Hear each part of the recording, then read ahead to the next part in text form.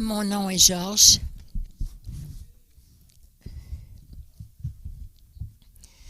Mes parents viennent de l'Argentine. Donc, Sedaka, c'est qui vient du mot sadique, qui veut dire justice, juste, qui veut dire pas parce que mon nom est juste, mais parce que Jésus m'a rendu juste. Je vais vous donner un petit peu de mon arrière-plan. J'ai été élevée en Argentine, j'ai vécu en Uruguay et vis présentement au Canada. Et je travaille avec le peuple choisi, Chosen People, les ministères. J'aimerais juste vous donner une petite mise à jour.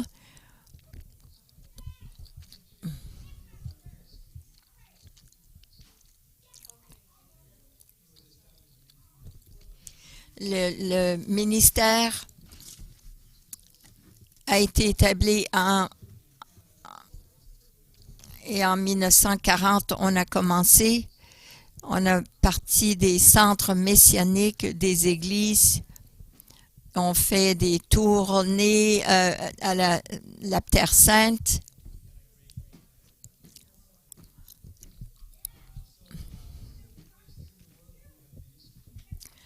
Voici les endroits où nous avons des ministères. On n'est pas le ministère le plus vieux.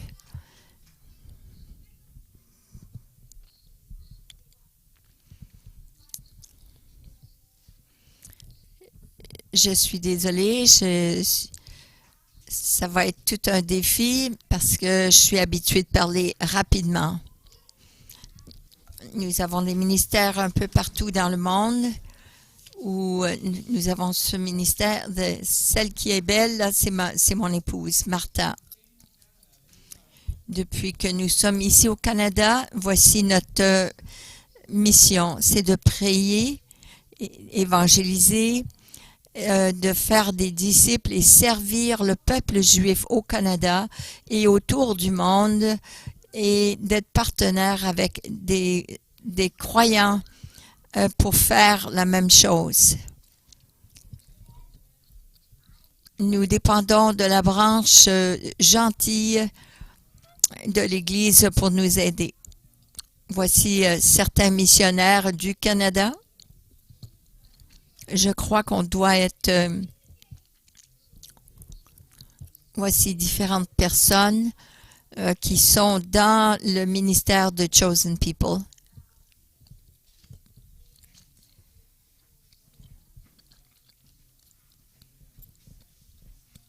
Nous prions pour des gens qui puissent venir à Montréal.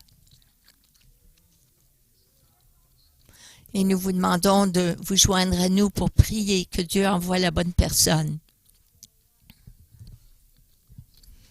Il y a des gens, 100 000 personnes qui ont besoin d'entendre que Jésus est le Messie.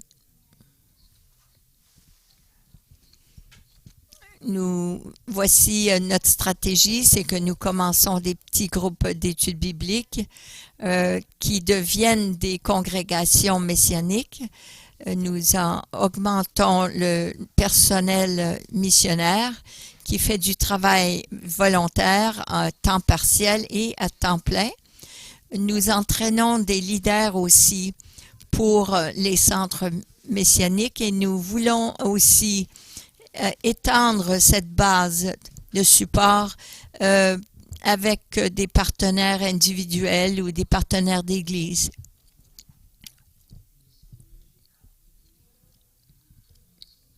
Durant l'été, nous faisons Toronto et Hamilton. Nous évangélisons.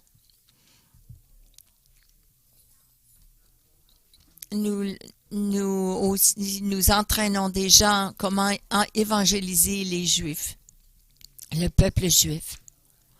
Nous faisons la même chose à Hamilton.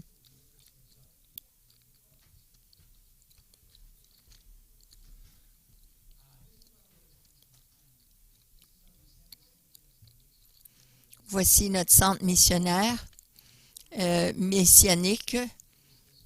Lorsque je suis venue en 2010, nous avons dédié cette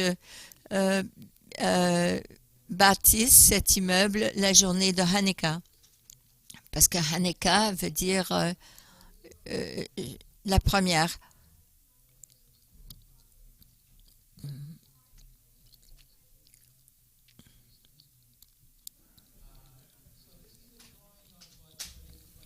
Voici un petit schéma de ce que notre immeuble va ressembler. Et depuis octobre, voici ce qui se produit.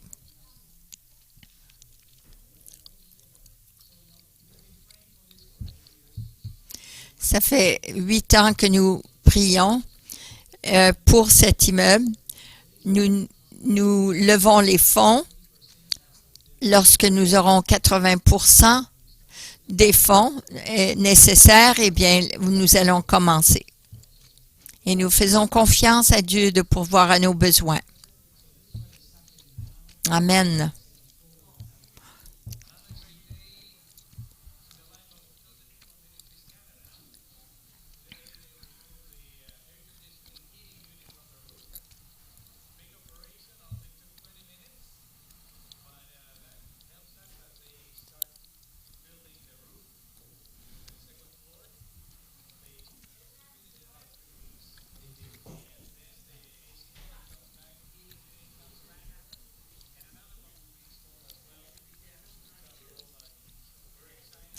Alors là, ils sont en train d'installer un air climatiseur et le système de chauffage pour cette bâtisse au 2e étage.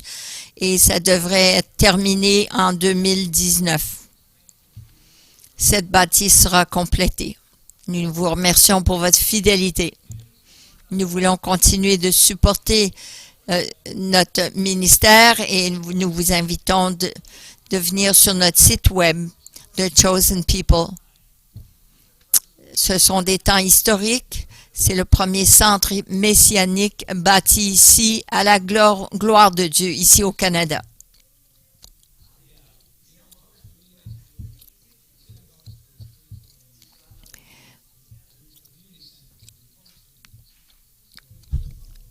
Le peuple juif, ce qu'ils font, c'est ils bâtissent des centres messianiques, des synagogues pour le peuple juif, mais des centres aussi pour culturels.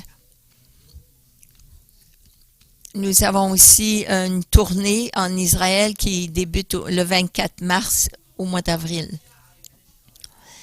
Et si vous voulez participer, vous pouvez venir me voir à la fin de la réunion.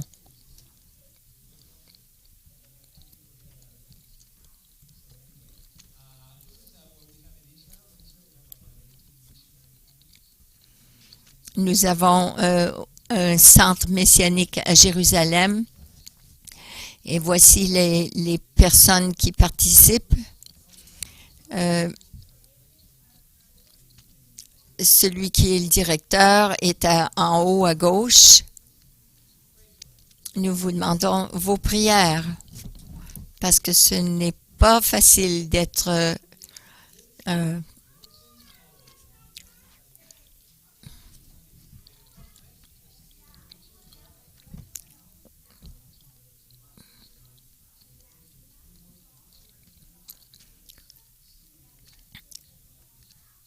nous travaillons avec beaucoup de gens de tout genre.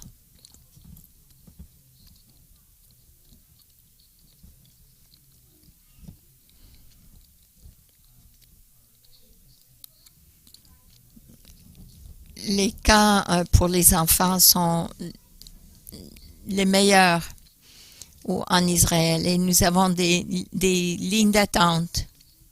Nous parlons de la Bible, de Yeshua et nous disons aux parents que nous allons faire cela. Et les gens qui sont non-croyants vont envoyer leurs enfants là.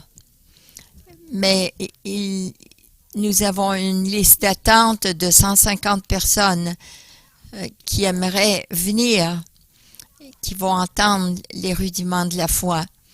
Mais ça leur fait rien. Ces non-croyants-là veulent parce qu'ils savent que c'est le meilleur des camps des enfants en Israël. On vous demande de prier, de participer et de pourvoir.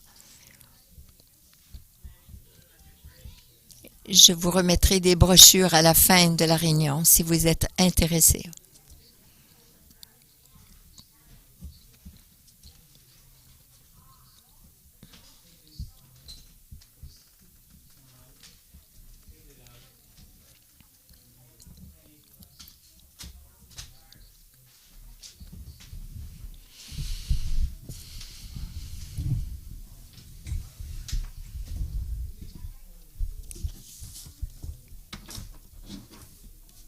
Avant d'aller au message de la parole de Dieu, une dernière chose que j'aimerais partager avec vous. Il y a des choses que j'ai mises sur la table. Certains sont gratuits, d'autres non. L'explication d'Ésaïe 53 qui parle du serviteur qui souffre. Mais c'est la partie des Écritures qui amène le plus de Juifs au Seigneur. Nous l'avons en français, anglais, russe et en espagnol. Si vous voulez l'autre, c'est sur Romains 8, 9, 10 et 11. La relation entre le peuple d'Israël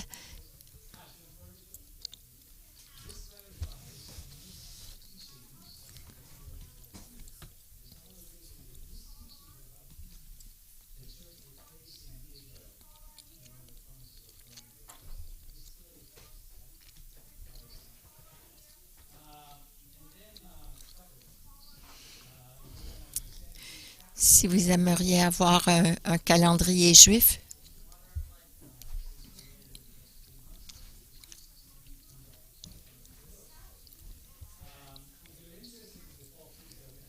et si vous êtes intéressé dans les fêtes d'automne, et j'ai fait un enseignement sur cela, sur un enseignement, sera aussi disponible.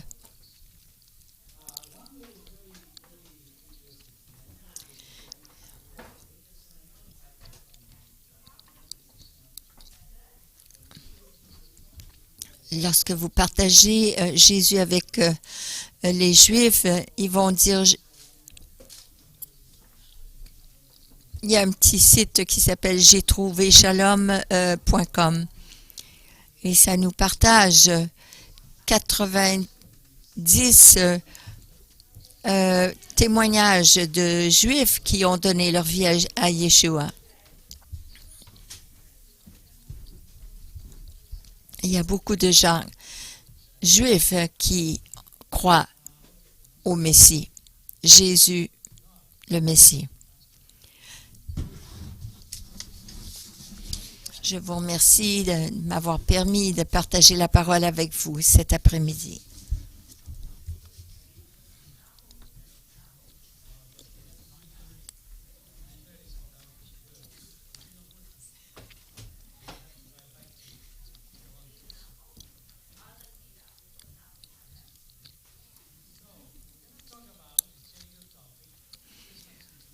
Nous allons parler de Noël au travers des yeux juifs.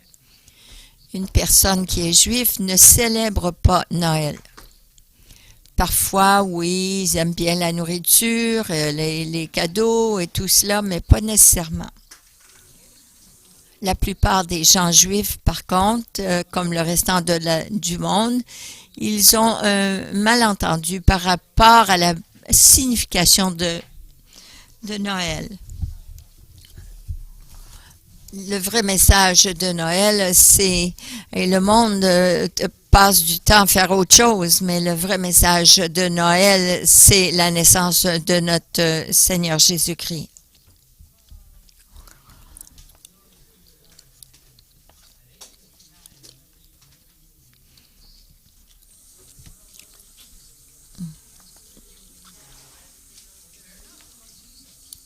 Il n'y a rien dans ces choses mondaines qui parlent de Jésus, à part des cantiques de Noël. Alors, des gens juifs, ils pensent, eux, ils croient que nous célébrons la naissance du Père Noël. Ils ne voient pas Jésus. Alors, il faut clarifier. Il y en a d'autres aussi que c'est une vacance ou une journée fériée religieuse, mais ils ne savent pas le pourquoi et qu'est-ce que ça comprend.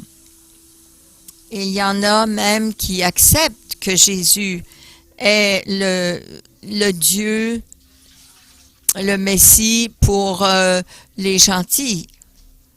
Il est le Dieu chrétien, mais le leur, mais pas ceux des Juifs. Le Dieu des Juifs.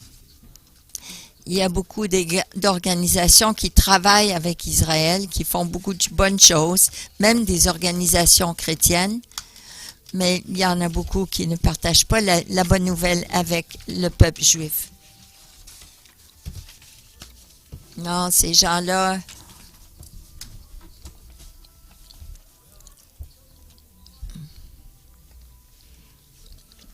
dans le ministère de Chosen People, nous croyons qu'une des meilleures choses qu'on peut faire pour les Juifs, c'est de les amener à Jésus, le Messie. Il était juif. Il est né juif. Il est mort comme juif. Il a été crucifié comme juif. Et il revient comme juif. Il ne revient pas à Montréal. Il vient au Mont des Oliviers. Mais il nous aime tous. Il aime les Juifs et les gentils. Il veut que tous parviennent au salut.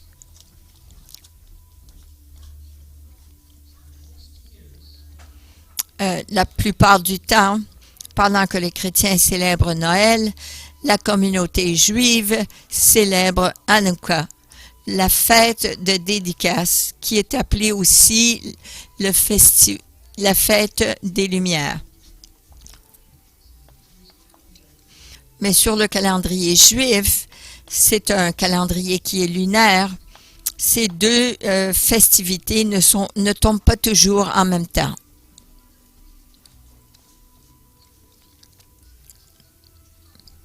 Mais ça commence ce soir et ça va jusqu'au 10 de décembre. Pourquoi est-ce que nous célébrons comme communauté juive? L'histoire de Hanouka n'est pas dans la Bible, mais c'est mentionné, oui, dans le livre de Jean.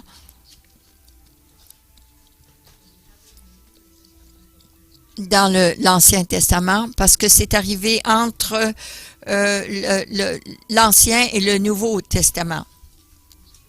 Il y avait des livres qui étaient écrits, mais pas des livres qui étaient inspirés de Dieu. Il y a un livre qui s'appelle le livre des Maccabées.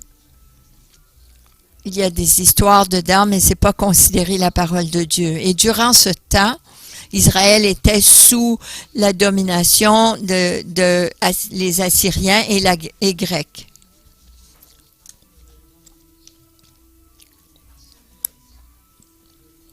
Et durant ce temps-là,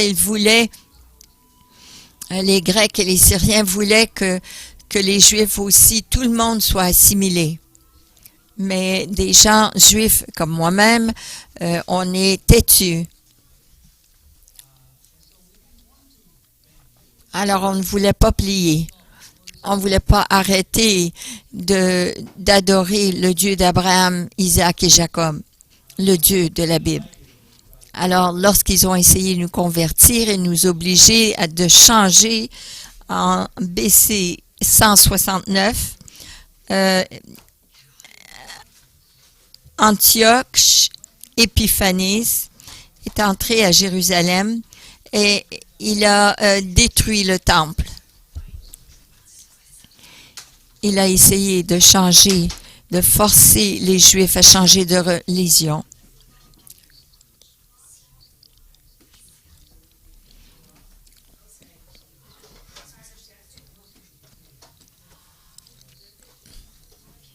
La pire des choses qu'il a fait,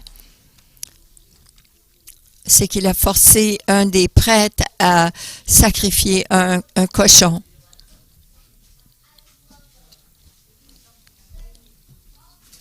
Mais c'est illégal. Ce n'est pas permis pour les Juifs de manger du cochon, du porc. Et voilà que lorsqu'il a forcé les Juifs à faire cela, ils ont décidé, non, les Juifs ont décidé que le prêtre Mattathias et son fils Judas, le Maccabi veut dire le marteau. Il est devenu le marteau.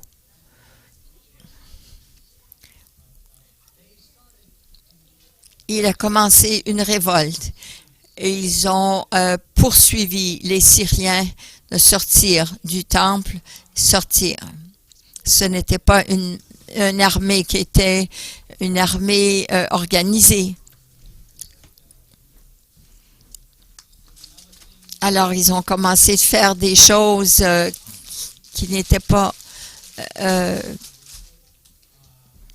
permis vraiment. Alors, en quelques 4 années plus tard, c'est arrivé au mois de Kislev, Judas Maccabi,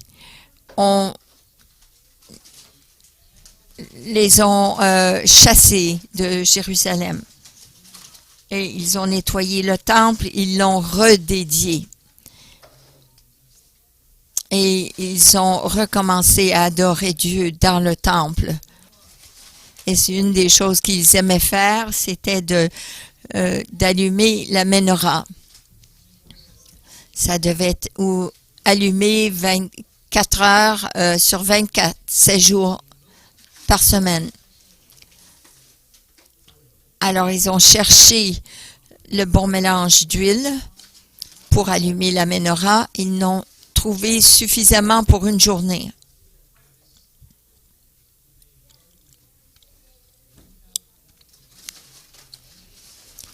On ne savait pas qu'est-ce qu'ils allaient faire. Est-ce qu'ils étaient indécis? Est-ce qu'on attend qu'on ait suffisamment d'huile ou est-ce qu'on commence? Ils ont pris donc un risque.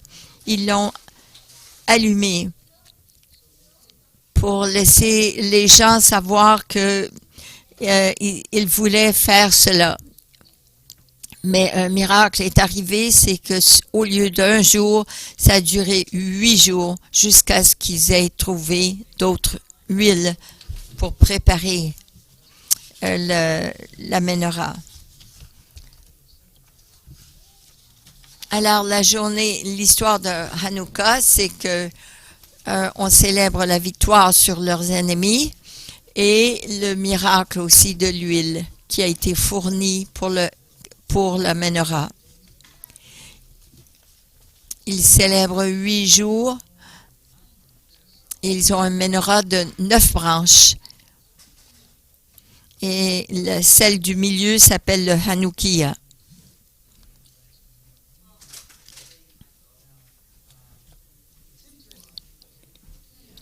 C'est intéressant parce que la Hanoukia a une branche, une chandelle qui est dans le centre. Elle s'appelle la chandelle serviteur et c'est la chandelle qui est allumée tous les soirs et c'est la chandelle qui allume toutes les autres.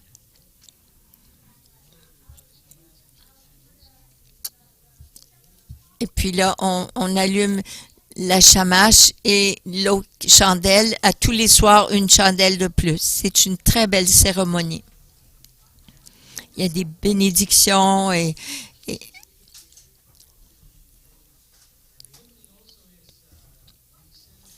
ils échangent aussi des cadeaux à tous les soirs. Et les enfants trouvent ça merveilleux.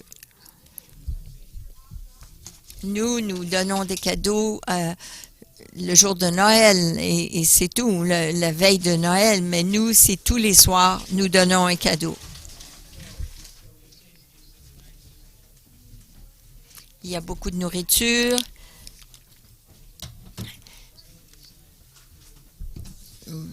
Il y a beaucoup de spécialités, des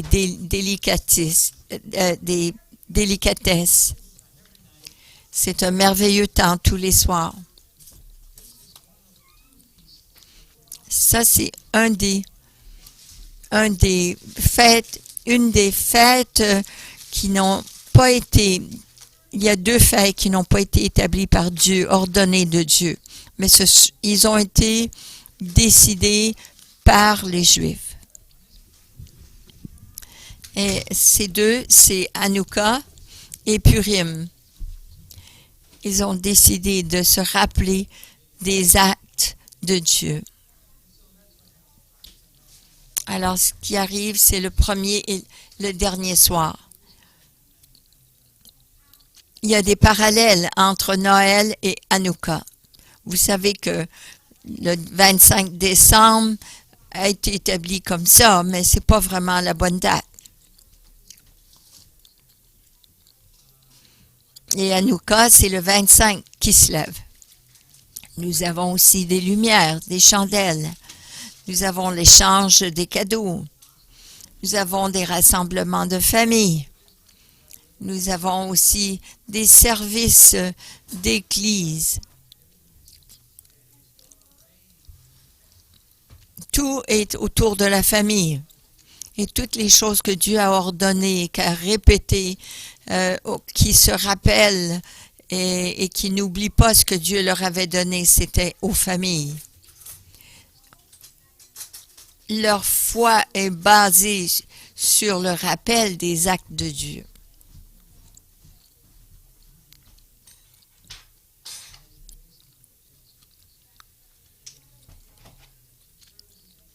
Nous avons des services à l'église. Nous nous rappelons de la naissance de Jésus, la lumière du monde, la redédicace aussi du temple. Nous nous rappelons du miracle de l'incarnation et le miracle aussi de la victoire.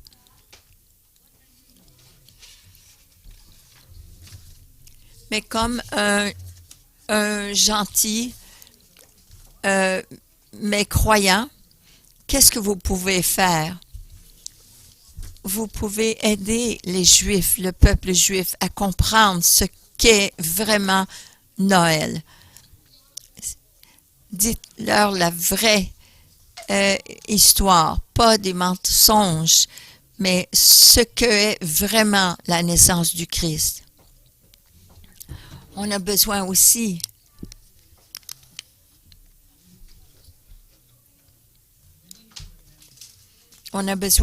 de se rappeler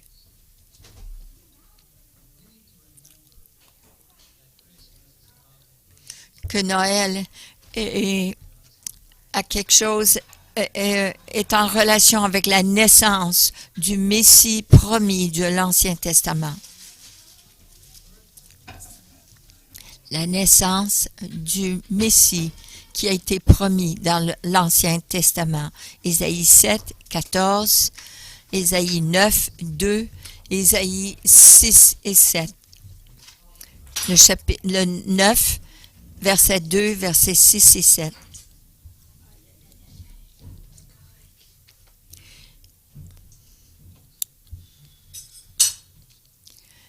Le Seigneur dit en Ésaïe, je vous donne un signe, une vierge donnera naissance à un fils.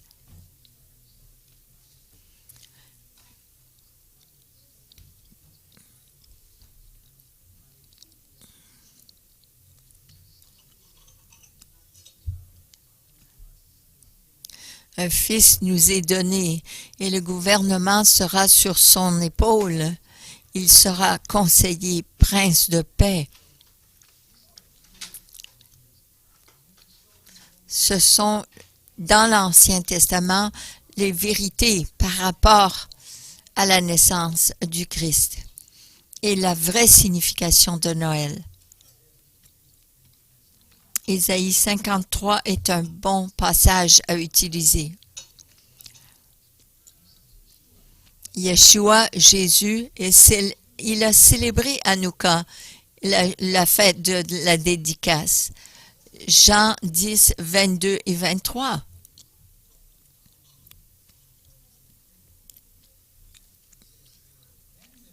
Et ça nous dit que la festivité, la fête de dédicace était durant le temps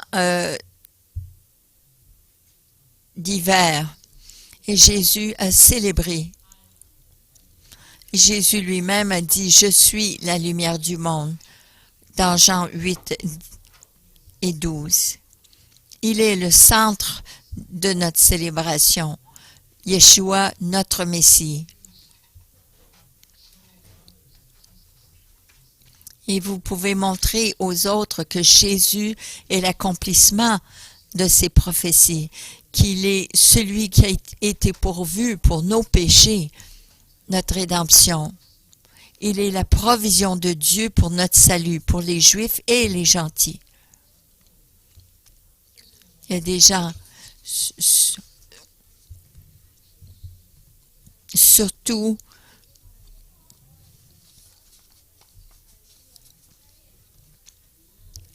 il y a des Juifs messianiques qui croient qu'on ne devrait pas célébrer Noël. Mais on n'est pas commandé de le faire, donc on n'a pas besoin de le faire. Mais ils n'ont pas été commandés non plus de fêter la fête de Purim.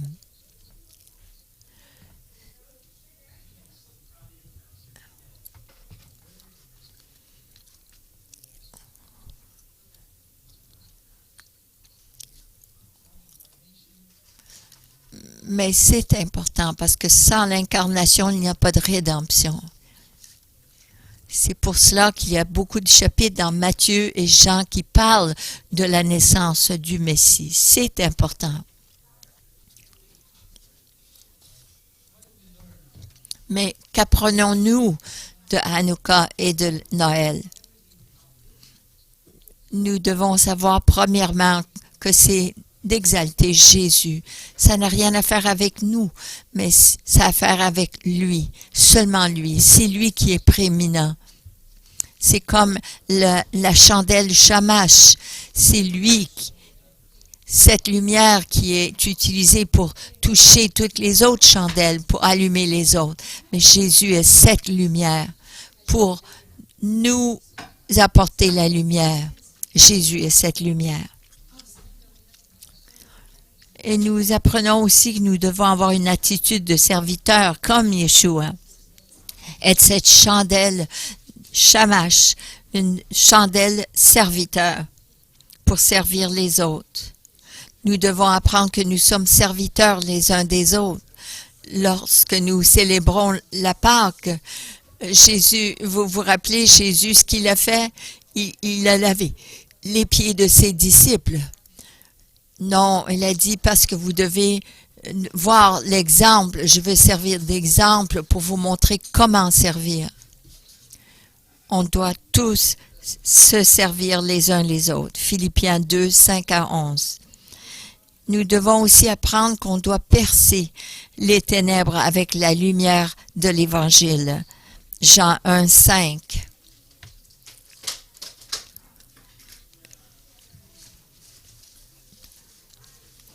Nous devons faire briller notre lumière afin que les autres la voient et glorifient notre Père qui est aux cieux lorsqu'il les visitera. Que la lumière de Dieu brille au travers de nous. Yeshua au travers de vous. Les gens ont besoin d'espérance aujourd'hui. Ils ont besoin de croire en quelque chose qui va tenir, qui va les garder durant toutes sortes de circonstances.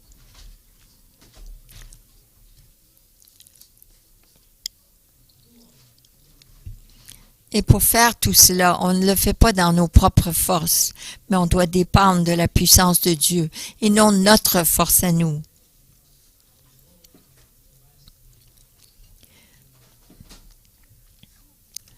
Qu'importe ce que nous faisons, nous devons, comme congrégation, comme famille, comme individu, nous devons nous appuyer sur Dieu. Comme nation, même nous, on ne va pas, comme nation, on ne va pas de la bonne direction, mais on a besoin de retourner à Dieu.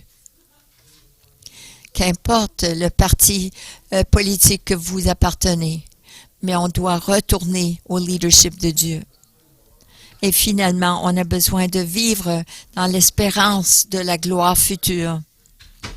Parmi nous, il y a un meilleur futur. Et avant d'y arriver, il y aura des troubles, des tribulations, beaucoup d'épreuves.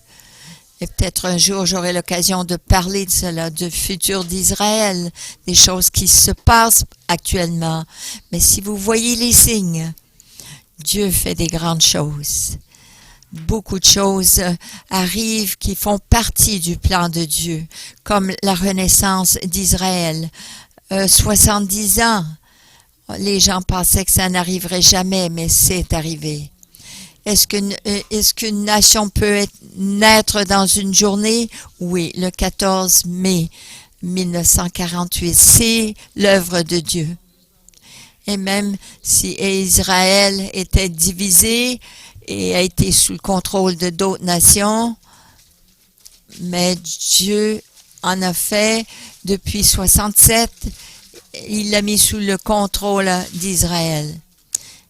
Il y a beaucoup de choses qui ont été prophétisées, qui se passent présentement. Pour la première fois en 2000 ans, il y a plus de Juifs qui vivent en Israël qu'il y a en dehors d'Israël.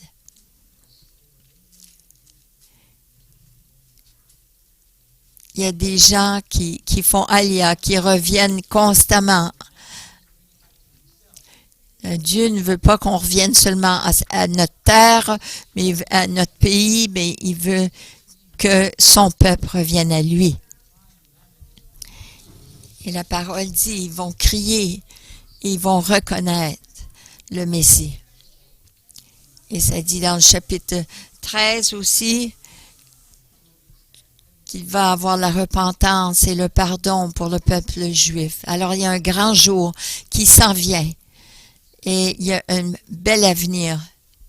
Et je prie que durant ce temps, que votre espérance sera transmise.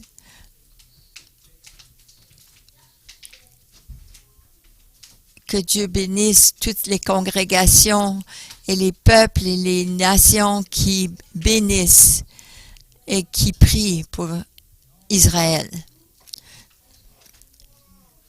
Continuez de prier pour le salut des Juifs en Israël. Merci. Merci pour ce que vous faites et merci pour vos prières et votre soutien.